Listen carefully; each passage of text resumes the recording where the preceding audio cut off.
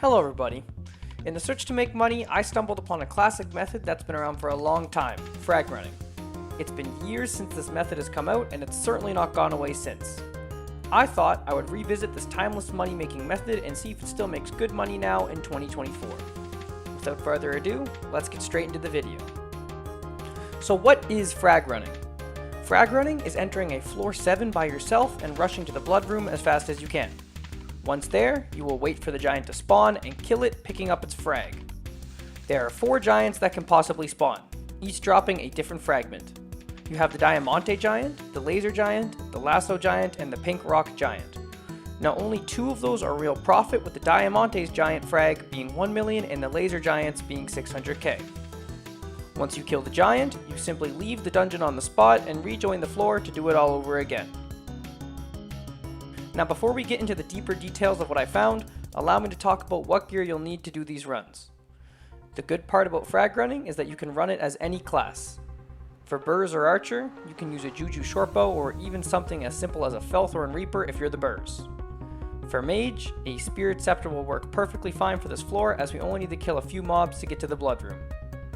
If you're a tank or healer, try and use one of these other setups, as you'll need more damage than what the class originally gives. For armor, any base floor 7 setup will be okay, such as full or even partial Necron or Storm. For pets, a baby Yeti will work well for Berserker and Archer, or you can opt for a skeleton pet if you're an Archer.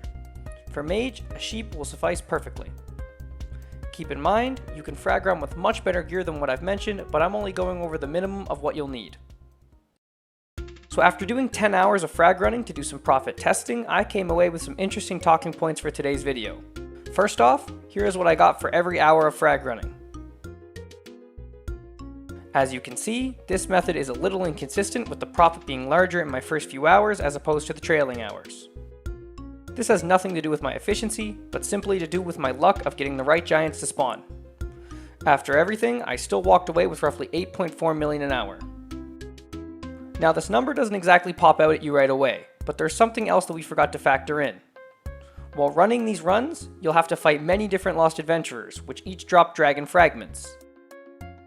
These fragments added up to roughly 1 million extra per run for me. On top of all that, there's also one more thing that has the ability to add a good amount more money to this method. While frag running, you'll drop many different mob drops such as swords or armor pieces. If you take 2 or 3 seconds to salvage these before you go into your next run, you'll get roughly 700k in Undead Essence and 100k in Wither Essence by the end. After all the added profit, the number looks a little bit better at 10.2 million an hour. Now keep in mind, these numbers are gained from me using the bare minimum setup to test these runs, meaning it would garner a lot more if you had a better setup.